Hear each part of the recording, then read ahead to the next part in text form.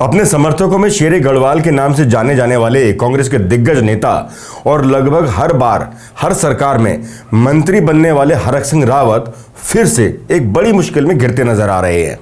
जब से हरक सिंह रावत भाजपा छोड़ वापस कांग्रेस में आए हैं, तब से वो लगातार जांच के दायरे में ही रहे हैं। लेकिन अब जो जानकारी सामने आ रही है, उससे हरक सिंह रावत एक बड़ी मुश्किल में पड़ते दिखाई दे रहे हैं। कांग्रेस पार्टी के अंदर भी उनकी स्थिति इस समय कुछ खास नहीं है। हालांकि सूत्रों की माने तो इस बार दिल्ली स्तर से उनको प्रदेश स्तर में किसी समिति का अध्यक्ष या फिर उस समिति का मुख्य सदस्य बनाया जा सकता है। अगर ये सूचना सही निकलती है तो धीरे धीरे ही सही कांग्रेस में उनके भरोसे को लेकर जो अक्सर कयास लगाए जाते रहे हैं और ये चर्चा रहती है कि दिल्ली में बैठा आला कमान उन पर पूर्व की भांति भरोसा नहीं करता है, उस पर विराम लग सकता है। खैर, इस बदलाव के लिए अभी थोड़ा वक्त है, लिहाजा सीबीआई की तरफ ही रुख कर लेते हैं, जिसकी जांच को लेकर हरक सिंह पसोपेश में है। रिपोर्ट्स की माने तो पूर्व में हुए घोटाले में सीबीआई की जांच फाइनल होने से उनकी मुश्किलें बढ़ गई हैं। हालांकि हरक सिंह रावत ने अपने ऊपर लगे सभी आरोपों को नकारा है। उनका कहना है कि जब जब मैं प्रदेश में एक्टिव होता हूं, तब तब ही जांच की बात सामने आ जाती है। जानकारी के मुताबिक जांच रिपोर्ट में जो खुलासा हुआ है, जिसको उत्तराखंड शासन को भेजा गया है, वो जांच कांग्रेस के वरिष्ठ नेता हरक सिंह रावत को कटघरे में खड़ा तो करती प्रतीत हो ही रही है। खैर, जांच के इस खेल में आगे बढ़ने से पहले संबंधित घोटाले पर नजर डाल लेते हैं, जिसको लेकर यह पूरा बवाल फिर से प्रदेश की सियासत को गर्म कर रहा है। समझना यह भी जरूरी है कि आखिर क्यों हरक सीबीआई की रडार पर लगातार बने हुए हैं। दरअसल उत्तराखंड के विश्व प्रसिद्ध कॉर्बेट टाइगर रिजर्व में अवैध पेड़ कटान और अनाधिकृत निर्माण का मामला लंबे समय से चर्चा में रहा है। इस मामले में कथित तौर पर 6000 से अधिक पेड़ों की अवैध कटाई और टाइगर सफारी परियोजना के लिए अनाधिकृत निर्माण कार्य किए गए। उत्तराखंड उच्च न्यायालय के निर्देश पर सीबीआई ने इस मामले की जांच शुरू की थी। हाल ही में सीबीआई ने अपनी जांच पूरी कर रिपोर्ट उत्तराखंड शासन को सौंप दी है। कॉर्बेट टाइगर रिजर्व में अवैध पेड़ कटान का मामला पहली बार 2021 में सामने आया, जब पर्यावरण कार्यकर्ता और वकील गौरव बंसल ने दिल्ली उच्च न्यायालय में याचिका दायर की। उनकी याचिका में आरोप लगाया गया कि टाइगर सफारी परियोजना के लिए पाखरो रेंज में हजारों पेड़ अवैध रूप से काटे गए और बिना अनुमति के निर्माण कार्य भी किए गए। राष्ट्रीय बाघ संरक्षण प्राधिकरण ने सितंबर 2021 में एक समिति गठित की, जिसने अपनी जांच में कई अनियमितताओं की पुष्टि की। फॉरेस्ट सर्वे ऑफ इंडिया की एक रिपोर्ट के अनुसार टाइगर सफारी के लिए केवल 163 पेड़ काटने की अनुमति थी, लेकिन 6093 पेड़ अवैध रूप से काटे गए। ये पर्यावरण संरक्षण अधिनियम और वन्य संरक्षण अधिनियम 1980 का उल्लंघन था। इसके अतिरिक्त पाखरो और मोरघट्टी वन क्षेत्रों में प्रशासनिक और वित्तीय स्वीकृति के बिना सड़कों, भवनों और जलाशय का निर्माण किया गया। 2021 में उत्तराखंड उच्च न्यायालय ने मीडिया रिपोर्ट का स्वतः संज्ञान लेते हुए और देहरादून निवासी अनुपंत द्वारा दायर जनहित याचिका के आधार पर इस मामले की सुनवाई शुरू की। अगस्त 2023 में उच्च न्यायालय ने राज्य सरकार से पूछा कि इतने गंभीर मामले में सीबीआई जांच क्यों नहीं कराई जानी चाहिए। तदुपरांत 6 सितंबर 2023 को मुख्य न्यायाधीश विपिन सांघी और न्यायमूर्ति आलोक कुमार वर्मा की खंडपीठ ने सीबीआई को जांच सौंपने का आदेश दिया और आखिरकार कोर्ट के आदेश के बाद सीबीआई जांच शुरू हुई। सीबीआई ने सितंबर 2023 में जांच शुरू की और अक्टूबर 2023 में भारतीय दंड संहिता के तहत धोखाधड़ी और जालसाजी के आरोपों में एक एफआईआर दर्ज की। जांच के दौरान सीबीआई ने देहरादून में प्रधान मुख्य वन संरक्षक अनूप मलिक के कार्यालय में छापेमारी की और महत्वपूर्ण दस्तावेज जब्त किए। जांच में पाया गया कि अवैध निर्माण और पेड़ कटान में वन विभाग के वरिष्ठ अधिकारियों और तत्कालीन वन मंत्री की मिलीभगत थी। 6 मार्च 2024 को सुप्रीम कोर्ट ने इस मामले में सख्त रुख अपनाया। जस्टिस BR गवई की अध्यक्षता वाली पीठ ने हरक सिंह रावत और किशन चंद्र की कड़ी आलोचना की और कहा कि उन्होंने सार्वजनिक विश्वास सिद्धांत को कूड़ेदान में फेंक दिया। कोर्ट ने सीबीआई को 3 महीने के भीतर जांच की स्थिति रिपोर्ट दाखिल करने का निर्देश दिया। इसके साथ ही एक समिति का गठन किया गया, जिसमें केंद्रीय सशक्त समिति NTCA, वन्य जीव संस्थान और पर्यावरण मंत्रालय के प्रतिनिधि शामिल हैं। इस समिति को नुकसान की बहाली, पर्यावरणीय क्षति का आकलन और जिम्मेदार व्यक्तियों की पहचान करने का कार्य सौंपा गया।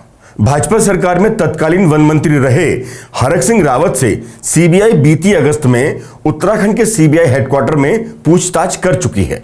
इसके बाद फरवरी 2024 में ED ने हरक सिंह रावत, उनके करीबी माने जाने वाले कुछ लोग और साथ ही कई वन अधिकारियों के आवास व अन्य ठिकानों पर छापेमारी की थी। हालांकि हरक सिंह रावत ने अपने ऊपर लगे सभी आरोपों से इनकार करते हुए अधिकारियों को जिम्मेदार ठहराया था। 2022 में विजिलेंस ने पूर्व DFO किशन चंद और रेंजर ब्रज बिहारी शर्मा के खिलाफ केस दर्ज किया था। आरोप है कि सफारी के नाम पर संबंधित अधिकारियों ने 215 करोड़ रुपए का घोटाला किया, जिसमें दूसरे बजट मदों का पैसा ही गबन नहीं किया गया, बल्कि ठेकेदारों से कमीशन लेने का मामला भी सामने आया। जनरेटर सेट जैसी सामग्री का पूर्व मंत्री के करीबियों के पेट्रोल पंप और कॉलेज में इस्तेमाल होने का भी खुलासा हुआ।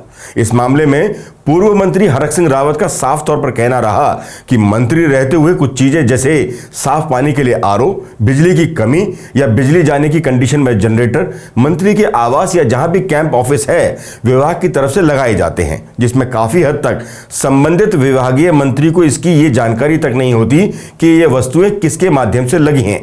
आमतौर पर राज्य संपत्ति विभाग भी ये डेली इस्तेमाल करने वाली चीजें इंस्टॉल करने का काम करता है, लिहाजा इसमें मुझे कोई दोषी कहे ये न्याय संगत नहीं है। खैर, जानकारी के मुताबिक 5 अधिकारियों के खिलाफ अभियोजन की अनुमति मांगी गई है। शासन से अनुमति मिलते ही CBI कोर्ट में चार्जशीट दाखिल करेगी। CBI और अन्य जांच समितियों की रिपोर्ट के आधार पर कई लोगों पर जांच की आंच आ चुकी है। तत्कालीन वन मंत्री हरक सिंह रावत पर 2021 में भाजपा सरकार में उन पर अवैध निर्माण और पेड़ कटान की योजना और निष्पादन में महत्वपूर्ण भूमिका निभाने का आरोप है। किशन चंद, जो तत्कालीन DFO कालागढ़ थे, उन पर अनाधिकृत निर्माण और पेड़ कटान के लिए जिम्मेदार होने का आरोप है। किशन चंद को गिरफ्तार किया गया और वर्तमान में वे जेल में हैं। राहुल, जो तत्कालीन कंजर्वेटर ऑफ फॉरेस्ट, उन पर वन संरक्षण अधिनियम और वन्य जीव संरक्षण अधिनियम का उल्लंघन का आरोप है। वो पूर्व में कॉर्बेट टाइगर रिजर्व के निदेशक रहे हैं और बाद में राजाजी नेशनल पार्क के निदेशक नियुक्त किए गए, जिस पर विवाद काफी ज्यादा हुआ। अखिलेश तिवारी, जो किशन चंद के बाद कालागढ़ के DFO रहे, अवैध कार्यों में उनकी भूमिका की जांच भी की गई। जबर सिंह सुहाग, जो तत्कालीन मुख्य वन्य जीव वार्डन थे, उन पर कार्रवाई में निष्क्रियता और अवैध गतिविधियों को रोकने में विफलता का आरोप है। ब्रज बिहारी शर्मा, जो फॉरेस्ट रेंज ऑफिसर रहे हैं, उन पर बिना अनुमति के पेड़ कटान और अपने पद का दुरुपयोग करने का आरोप है। तत्कालीन मुख्य वन संरक्षक गढ़वाल डिवीजन सुशांत पटनायक, उनकी भी अवैध कार्यों में संलिप्तता की जांच की गई। Mathura Singh Mawri, forest range officer, और LR नाग उप वन मंडल अधिकारी, उन पर भी अनियमितताओं में शामिल होने का आरोप है। कॉर्बेट पेड़ कटान मामला भारत के संरक्षित वन क्षेत्रों में प्रशासनिक भ्रष्टाचार और पर्यावरणीय लापरवाही का एक ज्वलंत उदाहरण नहीं, बल्कि बेहद गंभीर विषय भी है। साथ ही कॉर्बेट जैसे पारिस्थितिक रूप से संवेदनशील क्षेत्रों की रक्षा के लिए कड़े कानून और पारदर्शी प्रशासन की जरूरत भी बराबर है, लिहाजा इस पर सख्त कार्रवाई तो बनती ही है। माना जा रहा है कि इसी गंभीरता को देखते हुए CBI ने अपनी जांच पूरी कर उत्तराखंड शासन को रिपोर्ट सौंप दी है।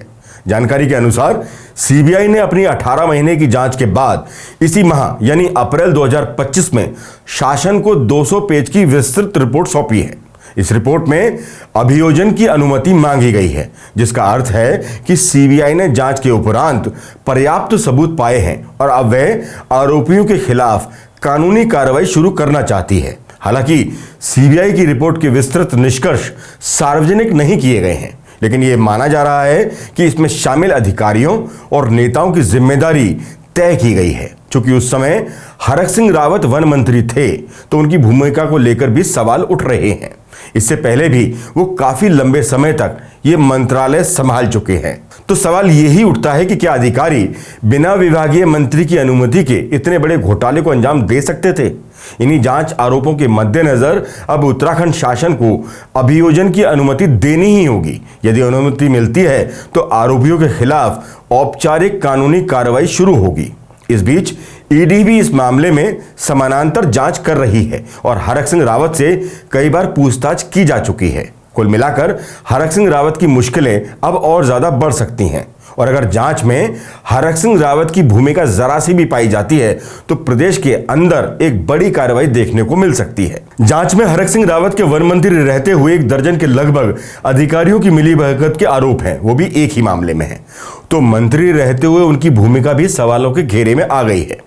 अब ऐसे हालातों में अगर ये सब दोषी करार दिए जाते हैं तो तत्कालीन भाजपा सरकार में मंत्री और आज की तारीख में कांग्रेस के वरिष्ठ और कद्दावर नेता के तौर पर पहचान रखने वाले हरक सिंह रावत की भूमिका पर भी सवाल उठेंगे और अगर उनकी जानकारी के बिना इस घोटाले को अधिकारियों ने अंजाम दिया है तो फिर उनके मंत्री रहने के दौरान उनकी कार्यशैली पर भी सवाल उठने लाजमी हैं।